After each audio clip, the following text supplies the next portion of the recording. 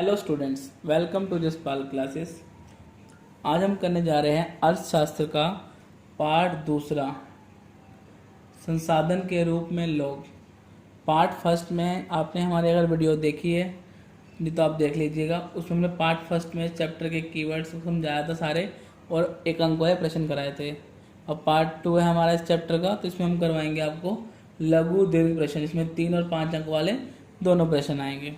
तो आइए हम करते हैं स्टार्ट हमारे वीडियो। फर्स्ट क्वेश्चन है हमारा, प्राथमिक क्षेत्र द्वितीय क्षेत्र से किस प्रकार भिन्न है। तो यहाँ हमें बताना है कि ये क्षेत्र इससे किस प्रकार भिन्न है, प्राथमिक क्षेत्र और द्वितीय क्षेत्र। तो फर्स्ट का हमारा उत्तर इस प्रकार है, ये रहा फर्स्ट का उत्तर, प्राथमिक क्षेत्र और द्वितीय क्षेत्र। प्राथमिक क्षेत्र में क्या होता है, क्रियाएं सीधा भूमि और जल से संबंधित होती हैं, और इसमें क्या होता है, क्रियाएं वस्तुओं के निर्माण से जुड़ी हुई होती हैं। जैसा कि मैंने आपको पार्ट फर्स्ट में बताया था कि प्राथमिक क्षेत्र में जैसे क्या है, हमें गन्ना मिला और हमने उससे चीनी बनाई, तो चीनी वाला किस में आएगा, द्वितीय में। प्राकृतिक द्वारा प्रदान की गई वस्तुओं पर आधारित होता है, और ये प्राथमिक क्षेत्र से प्राप्त कच्चे माल पर आधारित होता है। उदाहरण क्या है, कृषि, पशुपालन, खनिज, मत्स्य पालन आदि। उसमें क्या, उद्योग जैसे कागज तैयार करना, कपड़ा तैयार करना आदि। यहाँ कागज के बाद तैयार आएगा, लिखा नहीं है, ओके। कागज तैयार करना, जैसे यहाँ से हमें लकड़ी मिलेगी पेड़ों से, प्राथमिक क्षेत्र से, तो द्वितीय क्षेत्र में हो जाएगी, तो वहाँ उत्पादन किसका होगा, कागज का, ठीक है। और जो कपड़ा तैयार होगा वो किससे होगा, कपास से। तुम करते हैं इसका next question, second question. Second question है हमारा, मानव पूंजी निर्माण में शिक्षा किस प्रकार सहायता करती है। फर्स्ट हमारा हो गया, ये सेकंड हमारा। सेकंड क्या है हमारा उत्तर सेकंड का, कि मानव पूंजी कैसे शिक्षा में योगदान देती है। शिक्षा के माध्यम से व्यक्ति का सर्वगुण विकास होता है।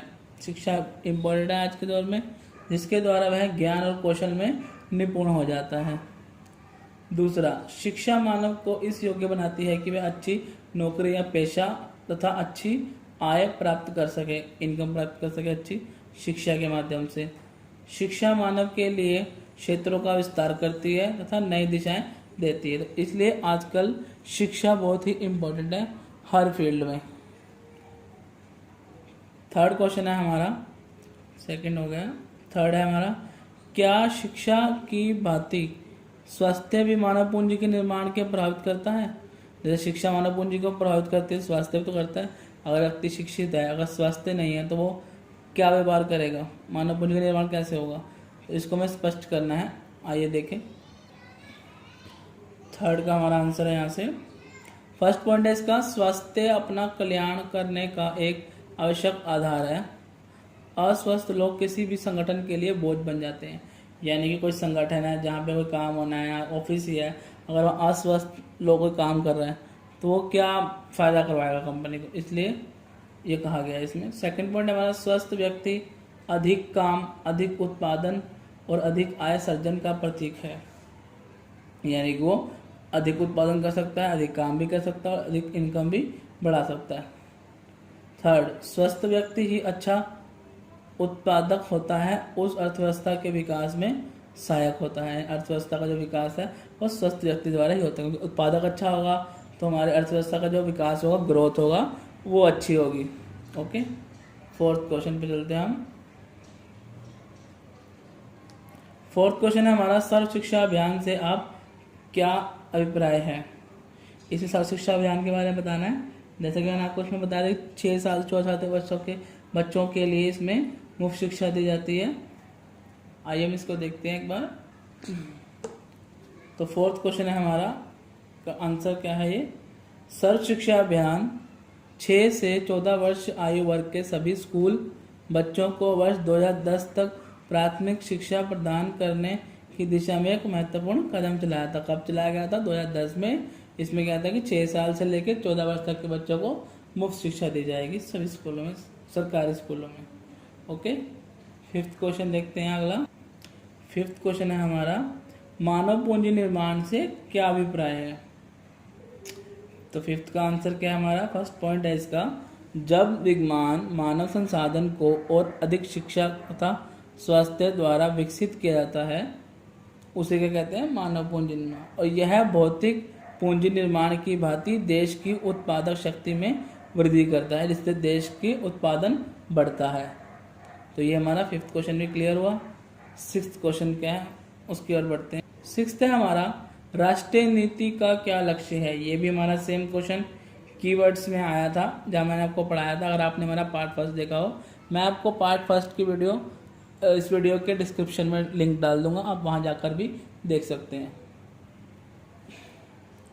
तो 6th का हमारा आंसर है, राष्ट्रीय नीति का लक्ष्य क्या है, जनसंख्या के अल्प सुविधा प्राप्त वर्गों पर विशेष ध्यान देते हुए उसे स्वास्थ्य सेवाओं, परिवार कल्याण तथा पौष्टिक सेवा तक इनकी पहुंच को बेहतर बनाना है। इसमें क्या है, जनसंख्या के अल्प मतलब होता है कम, जिसको कम सुविधाएं प्राप्त होती हैं, उन सबको विशेष ध्यान देते हुए कौन कौन सी चीज़ें पहुंचाना है, स्वास्थ्य सेवाएं पहुंचानी है, परिवार कल्याण हेतु पौष्टिक सेवाएं। आप चाहे तो इसको पॉइंट्स में भी लिख सकते हैं कि राष्ट्रीय नीति का लक्ष्य स्वास्थ्य सेवाओं को बढ़ाना था, नेक्स्ट पॉइंट परिवार कल्याण सेवाओं को बढ़ाना था, थर्ड पॉइंट पौष्टिक सेवा को पहुंचाना था और बेहतर बनाना था अल्प सुविधा वाले लोगों तक। आप चाहे तो इसको बना के बड़ा आंसर भी लिख सकते हैं। नेक्स्ट है हमारा 7th क्वेश्चन, उसको आगे देखते हैं। 7th है हमारा, बाजार क्रियाकलाप और गैर बाजार क्रियाकलाप में क्या अंतर है। ये क्रियाकलाप की जगह क्रियाएं भी लिख सकता है, दोनों सेम ही हैं। तो इसका आंसर हम देखते हैं। 7th का हमारा जो आंसर है वो क्या है, बाजार क्रियाकलाप और गैर बाजार क्रियाकलाप के अंदर अंतर बताना है आपको। इसको आप पूरा बॉक्स में बनाना है, इसमें बॉक्स नहीं बना रखा। ओके, फर्स्ट पॉइंट है हमारा इसका, वेतन या लाभ के उद्देश्य से की गई क्रियाएं। मैंने आपको बताया था कि बाजार क्रियाएं कौन सी होती हैं, जो वेतन या लाभ के उद्देश्य से प्रॉफिट के लिए की जाती हैं, और जो गैर बाजार की होती हैं वो स्व उपयोग के लिए उत्पादन किया जाता है, वो गैर बाजार क्रियाएं होती हैं। यहाँ मात्रा नहीं है, गैर है। सेकंड पॉइंट क्या है, इनमें वस्तुओं और सेवाओं का उत्पादन किया जाता है, और इसमें क्या होता है, प्राथमिक वस्तुओं का संसाधन करके स्वयं उपभोग किया जाता है। थर्ड पॉइंट इसके उदाहरण लिखने हैं, जैसे डॉक्टर, इंजीनियर, रिक्शा चालक, ये क्या करते हैं, वेतन या लाभ के उद्देश्य से काम करते हैं ना, तो ये बाजार क्रिया में आता है। और इसके उदाहरण क्या है, प्राथमिक उत्पादों का उपभोग करना या जल संपत्तियों का उपभोग करना, वो सब किसमें आता है, गैर बाजार क्रिया में। ओके, तो इसके बाद हम देखते हैं हमारा 8th क्वेश्चन क्या है। 8th है हमारा, बेरोजगार कौन है। 8वें का हमारा आंसर है, बेरोजगारी वह व्यक्ति है जो कि शारीरिक और मानसिक दृष्टि से कार्य करने के लिए सक्षम है परंतु रोजगार से वंचित है, यानी कि उसको रोजगार नहीं मिल पा रहा, तो वो आदमी क्या होता है, हमारा बेरोजगार। जो काम करने के इच्छुक है पर उसको मिल नहीं रहा, तो वो बेरोजगार में आता है। ये 8th क्वेश्चन हमारा कंप्लीट हुआ। 9th है हमारा, बेरोजगारी से क्या अभिप्राय है और अर्थव्यवस्था पर उसका क्या प्रभाव पड़ता है। तो 9th क्वेश्चन में सबसे पहले हम देख लेते हैं कि बेरोजगारी क्या है, वह दशा या अवस्था है जब प्रचलित मजदूरी की दर पर काम करने के इच्छुक लोग रोजगार प्राप्त नहीं कर पाते, यानी कि जिनको दर मिल रही है उस पर मजदूरी पर वो काम करने के इच्छुक हैं तो उन्हें रोजगार नहीं मिल पाता, तो वो बेरोजगारी की दशा होती है। अब इसके प्रभाव क्या हैं, प्रभाव में 2 पॉइंट लिखे हैं इसके। फर्स्ट है, बेरोजगारी में वृद्धि मंदीग्रस्त अर्थव्यवस्था का सूचक है, और बेरोजगारी में वृद्धि के कारण समाज के जीवन की गुणवत्ता का बुरा प्रभाव पड़ता है, यानी जैसे जैसे बेरोजगारी वृद्धि बढ़ती जाएगी उस कारण क्या होगा, समाज के जीवन में गुणवत्ता का बुरा प्रभाव पड़ेगा। तो यहाँ हमारा 9th क्वेश्चन कंप्लीट हुआ। 10th क्वेश्चन हमारा है, बेरोजगारी के विभिन्न प्रकार कौन कौन से हैं। ये मैंने आपको 3 प्रकार के बताया था, वो इसमें हम लिखेंगे। 10th, बेरोजगारी 3 प्रकार की होती है, प्रच्छन्न बेरोजगारी, मौसमी बेरोजगारी, शिक्षित बेरोजगारी। आपको यहाँ पे खाली इतना लिखना, क्योंकि ये 5 नंबर का क्वेश्चन आया है, 3 नंबर में भी आता है, तो आपको इसके बारे में बड़ा लिखना है। यहाँ थोड़ा शॉर्ट में भी लिखे हुए हैं कई आंसर्स, तो आपको थोड़ा इसको बढ़ा के लिखना पड़ेगा। जैसे अब यहाँ कुछ पॉइंट्स लिखे हैं तो उनके बारे में आपको इसको एक्सप्लेन करना पड़ेगा। मैं आपको बता देता हूँ तीनों के बारे में। प्रच्छन्न बेरोजगारी वो होती है जहाँ पर काम करने के लिए 5 लोगों की जरूरत है, पर वहाँ पे कितने लोग काम कर रहे हैं, 7 लोग, तो 2 लोग जहाँ पे वो जो एक्स्ट्रा हैं वो प्रच्छन्न बेरोजगारी का शिकार हो रहे हैं। इसके बारे में मैंने अच्छी तरह एक्सप्लेन किया हुआ है पार्ट 1 में, हमारे चैनल पर आप जाकर देख सकते हैं। और इसका सेकंड क्वेश्चन हमारा मौसमी बेरोजगारी। मौसमी बेरोजगारी वो होती है जो लोग मौसम के अकॉर्डिंग काम करते हैं कि इस मौसम में ये काम है, बाकी में वो बैठे हैं फ्री, तो वो क्या है, मौसमी बेरोजगारी का शिकार हो रहे हैं। थर्ड शिक्षित बेरोजगारी। शिक्षित बेरोजगारी वो होते हैं जो पढ़े लिखे लोग आजकल, जो डिग्री होने के बावजूद भी जिन लोगों को रोजगार नहीं मिल पाता, बेरोजगारी का शिकार हो जाते हैं, उन्हें बोलते हैं शिक्षित बेरोजगारी। तो इसके बारे में हम एक्सप्लेन करके लिख सकते हैं। 11वां क्वेश्चन है हमारा, मानव पूंजी अन्य संसाधनों जैसे भूमि, श्रम, भौतिक पूंजी से किस प्रकार श्रेष्ठ है। ये हमारा 11वां क्वेश्चन का आंसर। 11वां क्वेश्चन क्या था हमारा कि जो मानव पूंजी होती है वो अन्य संसाधनों जैसे भूमि, श्रम, भौतिक पूंजी से कैसे श्रेष्ठ है। तो इसमें 5 पॉइंट हैं। इसके फर्स्ट पॉइंट हैं वो देखते हैं हम। अन्य संसाधन अपना स्वयं का उपभोग नहीं कर सकते। मानव विकास के लिए प्राकृतिक संसाधन जैसे भूमि, मृदा, जल, पेड़ पौधों का प्रयोग करते हैं, क्योंकि ये सब जो हैं खुद अपना उपयोग नहीं कर सकते हैं। ठीक है। सेकंड, खनिज और मूल्यवान संसाधन भूमि के नीचे ही दबे रहेंगे यदि मानव उन्हें खोद कर ना निकाले। तो इसलिए जरूरी है, खुद प्रयोग नहीं हो पाते ये, जब तक मानव निकालेगा नहीं इसको, उसका रिसर्च नहीं करेगा तो कैसे यूज होंगे ये। थर्ड, मानव अपने ज्ञान और कौशल से प्राकृतिक संसाधनों को मूल्यवान वस्तुओं में परिवर्तन करता है। जैसे कोई हमने चीज निकाली जमीन से या निकाल, उसको क्या करते हैं, या गन्ना है जैसे उसको चीनी बनाई, तो उससे क्या है वो मूल्यवान वस्तुओं में बदलता है मानव हर चीज को। फोर्थ, शिक्षा, प्रशिक्षण, स्वास्थ्य आदि के द्वारा मानव पूंजी में निवेश अर्थव्यवस्था की प्रगति में योगदान देता है। यानी जो शिक्षा है, पढ़ते हैं, प्रशिक्षण लेते हैं हम, स्वास्थ्य, ये क्या है, आदि के द्वारा जो मानव पूंजी में जो निवेश किया जा रहा है इसके लिए, तो ये हमारी अर्थव्यवस्था की प्रगति है, ग्रोथ रेट बढ़ाने का तरीका है। फिफ्थ पॉइंट है हमारा, फिफ्थ क्या है, उदाहरण है, जापान ने मानव पूंजी में निवेश कर विशेष तौर पर शिक्षा और स्वास्थ्य में कुशलता एवं तकनीक द्वारा अर्थव्यवस्था को आगे बढ़ाया और देश अमीर हो गया। तो उन्होंने ज़्यादा ध्यान कहाँ दिया, मानव पूंजी निवेश में ज़्यादा ध्यान दिया। इसलिए हमारा जो इस 11वें क्वेश्चन के अंदर कहा गया था कि जो मानव पूंजी है वो जो संसाधन होते हैं भूमि, श्रम वगैरह, उनसे ज़्यादा श्रेष्ठ क्या है, मानव पूंजी। ओके, 11वां क्वेश्चन हमारा कंप्लीट हुआ। नेक्स्ट 12th क्वेश्चन है हमारा, अर्थव्यवस्था के कितने क्षेत्रक हैं और प्रत्येक के विषय में उदाहरण से संक्षेप में लिखिए। अर्थव्यवस्था के बाद 3 क्षेत्रक हैं, प्राथमिक, द्वितीय और तृतीय। आइए उसके बारे में देखते हैं। 12th का हमारा आंसर है, विभिन्न प्रकार के क्रियाकलापों को 3 प्रकार के क्षेत्र में बांटा गया है, प्राथमिक, द्वितीय, तृतीय। प्राथमिक क्या होता है, उदाहरण कृषि, वानिकी, पशुपालन, मत्स्य पालन, मुर्गी पालन, ये सब इसमें आता है और ये भूमि से रिलेटेड क्रियाएं होती हैं इसमें। द्वितीय में क्या होता है, उदाहरण लकड़ी चीरने का काम, कागज बनाना, कपड़ा तैयार करना आदि। जैसे मैंने आपको पहले भी बताया था कि यहाँ से हमें जो चीज़ मिलती है, जैसे कपास यहाँ से मिली, उससे हमने यहाँ पे कॉटन बनाया कपड़े से। तृतीय में क्या किया, कपड़े का व्यापार किया। तृतीय क्षेत्र में क्या होता है, व्यापार, संचार, परिवहन, बैंकिंग, बीमा, शिक्षा और स्वास्थ्य, पर्यटन आदि सेवाएं। आप चाहे तो इसको एक्सप्लेन भी करके लिख सकते हैं। कृषि से रिलेटेड जो क्रियाएं होती हैं, कृषि पर आधारित क्रियाएं होती हैं, वो प्राथमिक क्षेत्र में आती हैं, उदाहरण फिर बाद में लिख सकते हैं। और द्वितीय में भी ऐसे लिख सकते हैं और तृतीय में भी। इसको मैंने और भी अच्छी तरह एक्सप्लेन किया है अपने पार्ट फर्स्ट में, आप वहाँ जाकर भी देख सकते हैं, उसका मैं लिंक डिस्क्रिप्शन में दे दूँगा। ओके, 12th क्वेश्चन हमारा क्लियर हुआ। अब हम करेंगे इसका 13th क्वेश्चन। तो 30th क्वेश्चन हमारा है, भारत में साक्षरता दर का वर्णन कीजिए तथा शिक्षा के माध्यम से सरकार ने क्या प्रयास किए हैं वो हमें बताना है इसमें। आइए देखते हैं। ये हमारा 30th क्वेश्चन है। 30 में लिख दें यहाँ पे, साक्षरता प्रत्येक नागरिक का न केवल अधिकार है बल्कि यहाँ नागरिकों द्वारा अपने कर्तव्यों व अधिकारों का पालन करने में लाभ उठाने का माध्यम। साक्षरता का मतलब क्या है, शिक्षा हासिल करना। साक्षरता में पढ़े लिखों की संख्या आती है।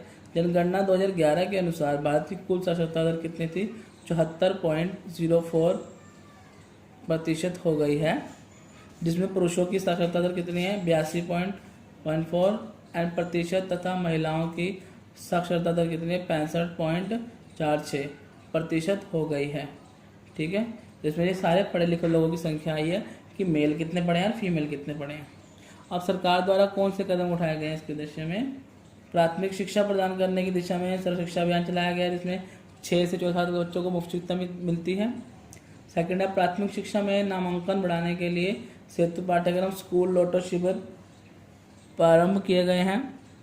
थर्ड, विद्यालयों में दोपहर के भोजन जिसे मिड डे मील कहा जाता है की व्यवस्था शुरू की गई है, जहाँ बच्चों को स्कूल में फर्स्ट क्लास से लेकर 8th क्लास तक जो खाना दिया जाता है उसे मिड डे मील कहा जाता है।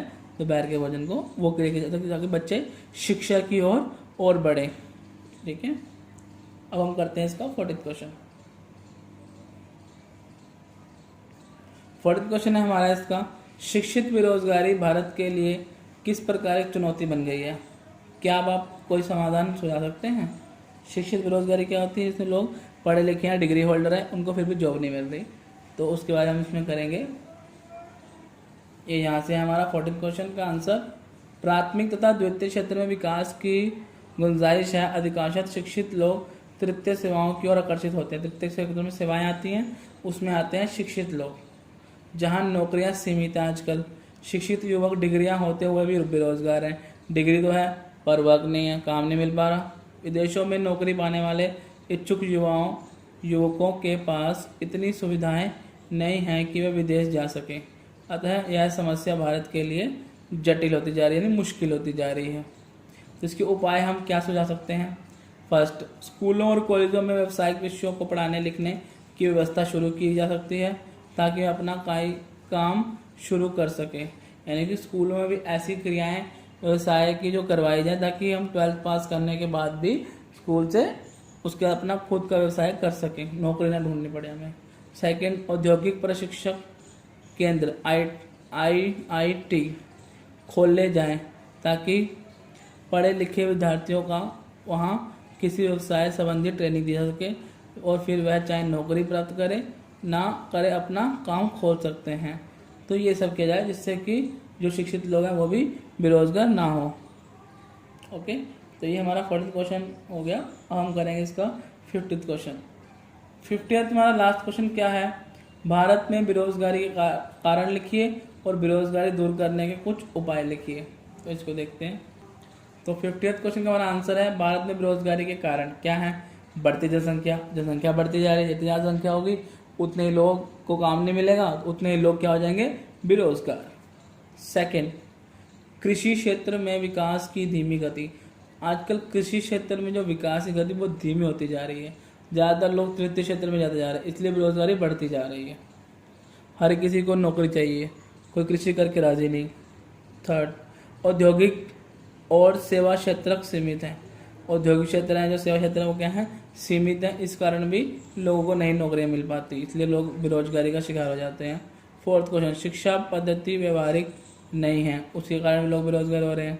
फिर तकनीकी विकास अव्यवस्थित है, तकनीकी विकास नहीं हो पा रहा, टेक्नोलॉजी डेवलपमेंट।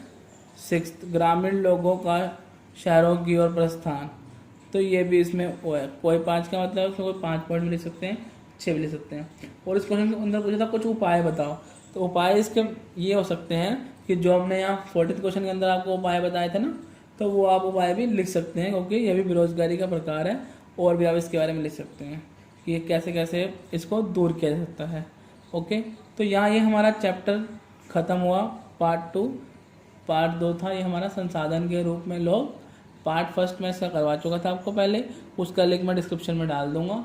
और यह हमारा ये पार्ट 2 भी इसका ख़त्म हुआ। अगर आपने हमारे चैनल को सब्सक्राइब नहीं किया है तो कर लीजिए आने वाली अपडेट्स के लिए, एंड लाइक एंड शेयर कीजिए।